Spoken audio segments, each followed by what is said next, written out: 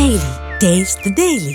சமூக ஆர்வலர்கள் அவர்கள் இந்தியா முழுவதும் இருப்பவர்கள், டெல்லி மற்றும் பல்வேறு பகுதிகளிலே இருப்பவர்களெல்லாம் இணைந்து நடத்திய இந்த விழாவை துவக்கி வைப்பதற்கு எனக்கு வாய்ப்பு கொடுத்திருக்கிறார்கள். இன்றும் நாளையும் இந்த நிகழ்ச்சி நடைபெறுகிறது. இந்த இன்றும் நாளையும் நடைபெறுகிற இந்த நிகழ்ச்சியில் யானைகளை எப்படி வனத்திலே பாதுகாப்பது, அவைகளுக்கு எப்பொழுது ஆபத்து வராமல் தடுப்பது என்பதை பற்றி அவர்கள் விவாதிக்க இருக்கிறார்கள். அந்த அடிப்படையில்தான் இன்று இந்த துவக்க விழா நடைபெற்றிருக்கிறது. பலரும் வனத்துறை அதிகாரிகள் பலரும் வந்திருக்கிறார்கள்.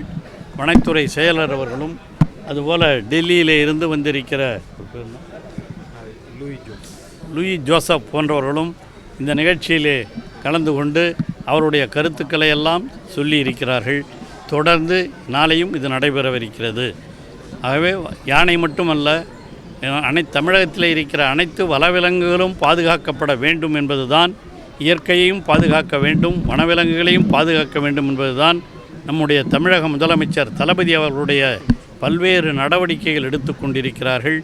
அவைகளிலிருந்து இந்த காட்டுப்பகுதிகளிலே இருந்து அவைகள் வெளிவராமலும் மக்கள் உள்ளே செல்லாமலும் இருப்பதற்காக மின் வேலிகளை எல்லாம் கூட அமைத்து அவைகளெல்லாம் சிறப்பாக செயல்படுவதற்கு ஏற்பாடுகளை தமிழக முதலமைச்சர் அவர்கள் இந்த 2022 பல்வேறு திட்டங்களை உருவாக்கி செய்திருக்கிறார்கள்.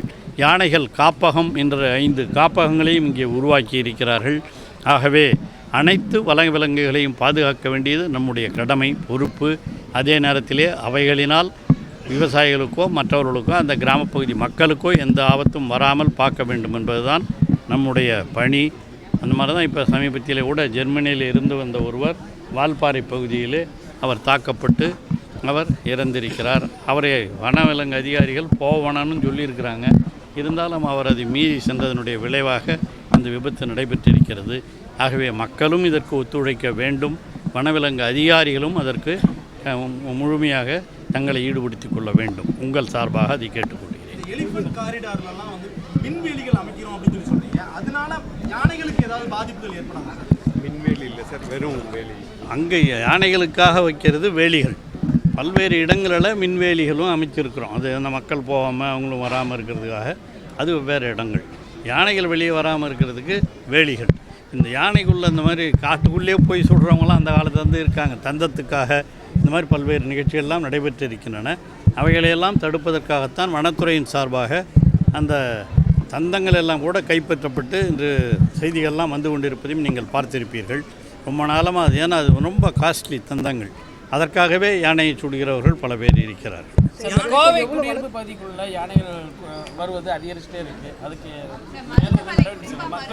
மருதமலை, வடவள்ளி, பெரியநாயக்கம்பாளையம் எல்லாம் அங்கே தாங்க, அதுக்கு தான் ஒரு குழுவே போட்டு அவர்களுக்கெல்லாம் அது வெளியே வராமல் தடுப்பதற்கான பயிற்சி கொடுக்க வேண்டும் என்று நம்முடைய செயலர் அவர்களும் மற்றவர்களும் ஆணையிட்டு அந்த பகுதியிலே பணியாற்றுகின்ற ஃபாரஸ்ட் ஆஃபீஸர்ஸ் அவர்களை எல்லாம் வரவழைத்து இங்கே இருக்கிற வனத்துறை மாநில அதிகாரிகள் அவர்களெல்லாம் கூட ஒன்று சேர்ந்து இந்த பணியை செய்து கொண்டிருக்கிறார்கள். நிச்சயமாக விரைவில் அந்த போன்ற நிகழ்வுகள் நடப்பாமல் இருப்பதற்கு எல்லா நடவடிக்கைகளும் இதுவரையில் பல வழக்குகள் நடைபெற்று கொண்டு தான் இருக்குது. சமீபத்தில் கூட விழுப்புரத்தில் எங்கள் ஊர்லேயே ஒரு இடம் கைப்பற்றப்பட்டதை நீங்கள் பார்த்துருப்பீங்க.